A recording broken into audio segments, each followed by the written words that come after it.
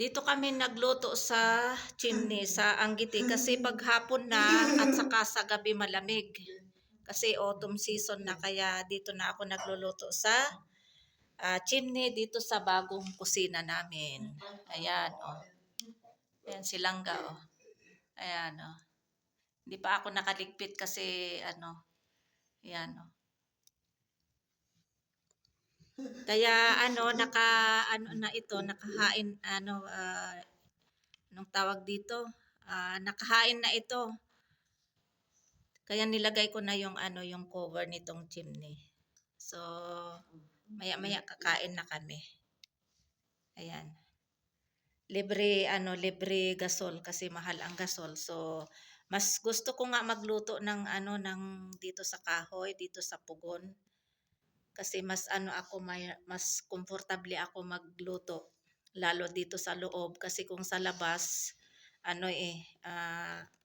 labas pasok lalo na pag at the daytime sa tanghali. So may sikat ng araw, sa labas ako magluluto. Pero ngayon dito ako nagluto ngayon for dinner. Kanina nag-start ako mga 4:30 PM. So natapos ako magluto mga after 1 hour. So ito masarap ito. May ano pa nga ito, nilagyan ko pa ng bawang. Ayan yung ngipin ng bawang na G1 garlics. May patatas din. Ewan ko na nasa loob yung slices of patatas. Ayan. Gawa tayo ng sweets. Ito yung yung Kier mix. Ito yung common dito na niloloto pag may okasyon o kahit walang okasyon. Ito nga nag-crave kami ng Kier mix. So meron akong naka-stock dito. So ito lulutuin ko. Ito yung 1 packet, oh. Ayan. Masarap ito.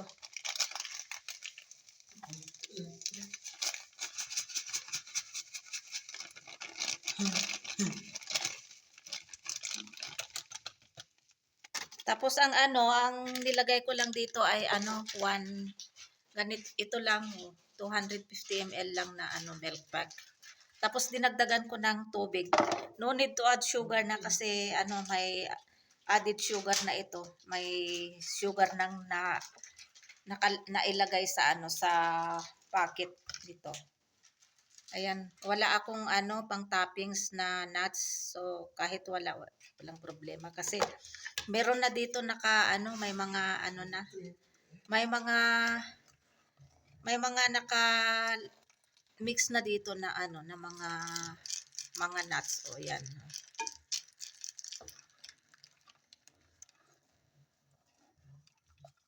And then katatapos lang pala namin kumain.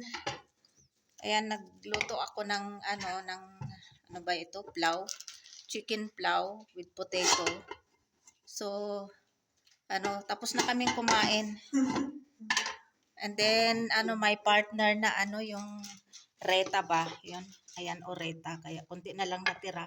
Yung reta may ito, may cubes na tomatoes at saka onions. And then nilagyan ko din ng ng coriander leaves. So nagtira ako konti. Ayan. And then ito yung kumain kami pinagkainan namin. Ayan, kumain na kami. Si Fahad hindi pa kumain kasi may pinuntahan pa. Ito madali lang ito lutuin. And then of course may din partner na ba 'yon, yung dew, yung ba, Mountain Dew. Pantulak ba? So maya-maya pag lumamig ito, kainin namin kasi tapos na kaming kumain.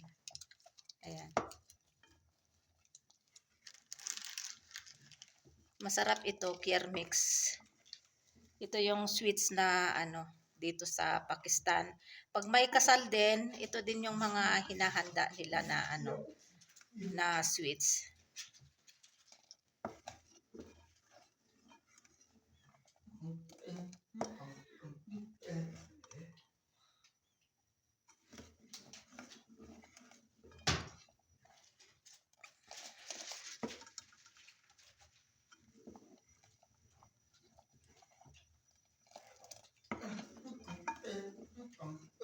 kumulo na yung ano, yung milk, pwede na ilagay yung yung packet. So luto na ito, i-turn off na natin ang flame kasi madali lang naman ito lutuin.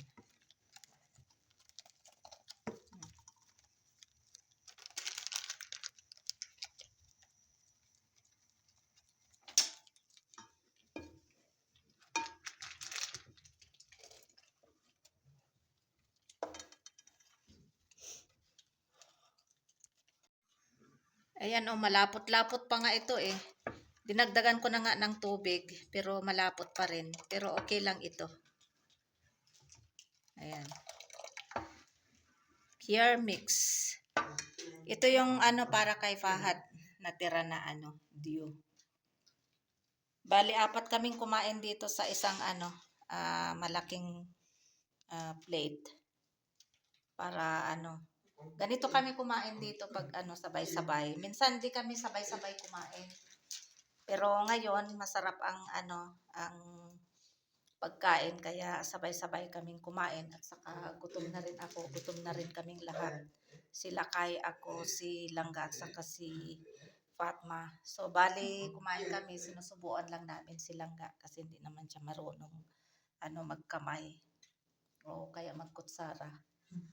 So ito alhamdulillah pagkatapos nito na malamig, palamigin ay kakainin namin. Ayan. Ayan, malamig na itong Kiermix na na sweet. So kain tayo pagkatapos kumain. So ito yung sweet namin. So para sa akin ito, ayan, kanya-kanyang sandok, konti na lang itong natira. Para kay Fahad ito, kumain na si Lakay, si Fatma, ako, si Langga. Konti lang kinain ni Langga kasi ayaw niya ng matamis. So yung natira ay kay Fahad ito. Ayan. Kain tayo ng sweets. Masarap ito. Ayan. Parang parang custard siya pero iba naman yung mga ingredients nito. Sarap.